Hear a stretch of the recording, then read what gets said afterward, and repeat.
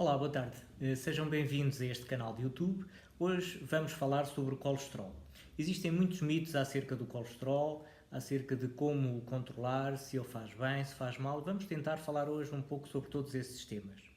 O colesterol é muito importante para o nosso organismo, mas quando é excesso é um dos principais fatores de risco para as doenças cardiocérebrovasculares, como por exemplo o infarto agudo do miocárdio e o AVC.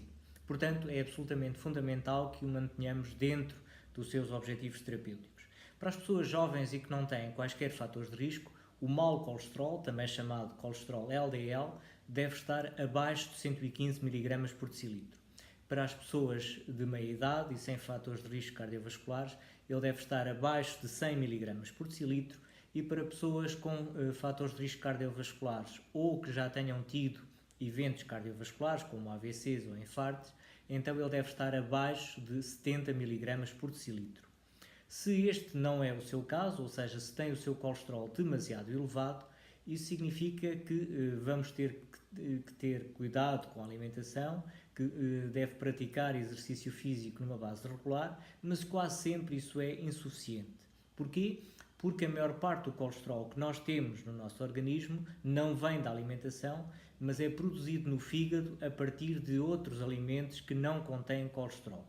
Por exemplo, quando come um prato de arroz com peixe, apesar de nem o peixe nem o arroz terem colesterol, o seu fígado é capaz de produzir colesterol a partir dos componentes que existem no arroz e no peixe. Por isso é que há pessoas magras com colesterol elevado, apesar de terem uma alimentação equilibrada e de fazerem atividade física com regularidade.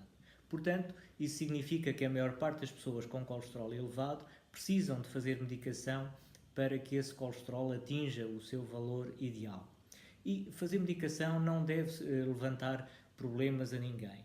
A medicação que hoje temos para baixar o colesterol é uma medicação segura, que foi testada em ensaios clínicos rigorosos e que vai ajudá-lo a controlar o seu colesterol e dessa forma reduzir a probabilidade de vir a desenvolver um infarto agudo do miocárdio ou um AVC. Essa medicação tem que ser tomada diariamente para o resto da vida, porque se a tomar apenas durante algum tempo e depois a interromper ou reduzir a dose, isso significa que o colesterol vai voltar a subir e dessa forma as suas artérias vão continuar a ficar progressivamente com acumulações de colesterol que podem vir a desencadear mais tarde um AVC ou um infarto agudo do miocárdio. Portanto, a medicação tem que ser tomada diariamente para o resto da vida. E se com a medicação que está a fazer neste momento não está a conseguir atingir o seu objetivo em termos de colesterol LDL, então deve falar com o seu médico no sentido de essa medicação ser reforçada. Em caso algum, deve interromper a sua medicação ou tomá-la de uma forma errada, por exemplo, só dia sim, dia não, ou só nos dias em que faz uma alimentação mais desequilibrada, porque o nosso fígado está a produzir colesterol constantemente e nos dias em que não tomar a sua medicação, o fígado vai produzir mais colesterol porque não está lá o medicamento que reduz a produção de colesterol pelo fígado. Existem também outros medicamentos que ajudam a baixar o colesterol, inibindo a sua absorção a nível do intestino. De facto, o intestino é importante para a absorção do colesterol que existe nos alimentos e é também importante para ajudar a eliminar o excesso de colesterol que é produzido no nosso fígado. Esses medicamentos, nomeadamente o ezetimibe, vão conseguir inibir, portanto, bloquear a absorção do colesterol a nível do intestino e dessa forma reduzir os níveis de colesterol no nosso organismo. Pelo contrário, os medicamentos mais conhecidos para o colesterol, as estatinas, não atuam a nível do intestino, atuam sim a nível do fígado, onde, como disse há pouco, é produzida a grande maioria do colesterol que nós temos. Portanto, as estatinas são habitualmente os medicamentos mais eficazes que existem para reduzir o colesterol. Elas devem fazer parte do tratamento nas pessoas com colesterol elevado e devem ser tomadas diariamente para o resto da vida. Quando as estatinas não são suficientes para reduzir o colesterol, podemos associar o ezetimibe às estatinas, seja em comprimido separado, seja no mesmo comprimido, ou então podemos aumentar a dose de estatina que o doente está a tomar, ou até trocar uma estatina menos potente para uma estatina mais potente. Ouve-se muitas vezes os doentes a dizer que interromperam estatinas porque ouviram dizer que as estatinas podiam provocar dores musculares. Se é verdade que isso pode acontecer num pequeno número de doentes, não é menos verdade que isso a acontecer acontece habitualmente logo nos primeiros dias após o início da toma da estatina e são dores musculares bilaterais, generalizadas, não são dores ósseas, não são dores nas articulações, são apenas dores musculares, mas como disse, bilaterais, o que quer dizer que acontecem do lado esquerdo e do lado direito, e também generalizadas, quer dizer que afetam a quase totalidade dos músculos da cabeça aos pés. Se tem uma dor muscular num sítio específico do seu corpo, obviamente que essa dor não é provocada pelas estatinas, porque as estatinas não se acumulam num sítio do corpo em detrimento de todos os outros.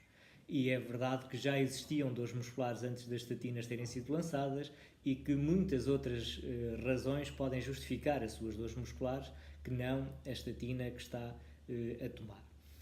Se lhe apareceram recentemente dores musculares bilaterais e generalizadas que coincidiram com o início da toma de uma estatina ou com o aumento da dose de estatina, então deve consultar o seu médico.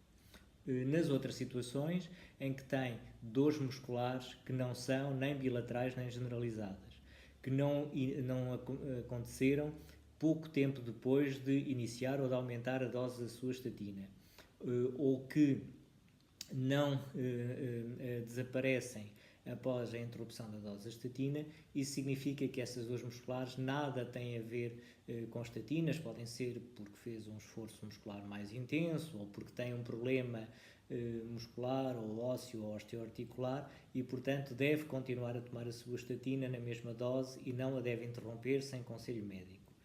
Se tiver dores articulares, se tiver dores ósseas, essas dores articulares e essas dores ósseas não são provocadas pelas estatinas e, portanto, deve consultar o seu médico para obter ajuda para essas mesmas dores, mas em momento algum deve interromper a medicação com estatinas, porque as estatinas são fármacos muito seguros e extremamente importantes para o ajudar a controlar o colesterol e, dessa forma, ajudá-lo a reduzir o risco de vir a ter um infarto ou de vir a ter um acidente vascular cerebral. Por outro lado, as análises que se fazem periodicamente devem servir apenas para ver se o seu colesterol já está controlado ou se ainda não está controlado. Se ele estiver controlado nas próximas análises, isso significa que a medicação está a fazer efeito e, portanto, deve continuar a tomar essa mesma medicação todos os dias na mesma dose.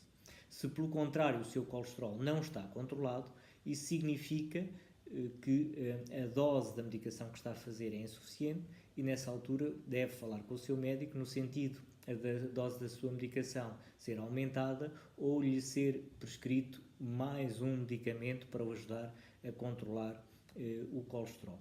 Lembre-se, o colesterol é o principal fator de risco modificável das doenças cardio- e cerebrovasculares. O seu controle diário e permanente é extremamente importante para reduzir o seu risco de AVC ou de infarto. E, portanto, é muito importante uma alimentação equilibrada, é muito importante a realização de atividade física regular e é ainda mais importante a toma diária da medicação necessária para controlar o seu colesterol. Só assim o risco de AVC, de infarto ou de morte cardiovascular pode ser minimizado.